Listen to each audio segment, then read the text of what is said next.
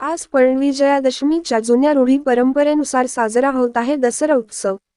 दसऱ्याच्या पावन पर्वात श्रीराम प्रभू लंकेला गेल्यानंतर दशानन म्हणजेच रावण यांचा वध केल्यानंतर विजय मिळवून अयोध्याला पोचतात तेव्हापासून दसऱ्याच्या ऐवजी विजयादशमी या नावाने हा दिवस मोठ्या आनंदात भारत देशामध्ये साजरा उत्सवात केला जातो. येताना पर्वतरांगा पांडवांनी अज्ञातवासाच्या वेळेस अभेटा वृक्षावरील आपले धनुष्य, बाण, गदा, सर्व शस्त्र जतन करून ठेवल्यामुळे 12 वर्षांनंतर दसऱ्याच्या दिवशी परत आपले शास्त्राचा अंगीकार केला. त्यामुळे अभेटा वनस्पती झाडापोथी पुराणाने महत्त्व दिले आहे. म्हणून झाडांची पूजा करून त्या पानांना सोबत आपल्या घरी आणले जाते. त्याचबरोबर ज्वारी वा मका कणसाचे 5 ताटे सोबत घेऊन घरात पुन्हा धान्याची भरभराटी नवचैतन्य निर्माण व्हावं यासाठी घराच्या अंगणात घराची लक्ष्मी स्त्री औक्षणवंत घालते, पूजा करते व त्या श्रीराम विजयी दिवशी आई वडील भाऊ बहीण वयोवृद्ध सर्वांचे आशीर्वाद घेण्यासाठी घरोघरी फिरतात.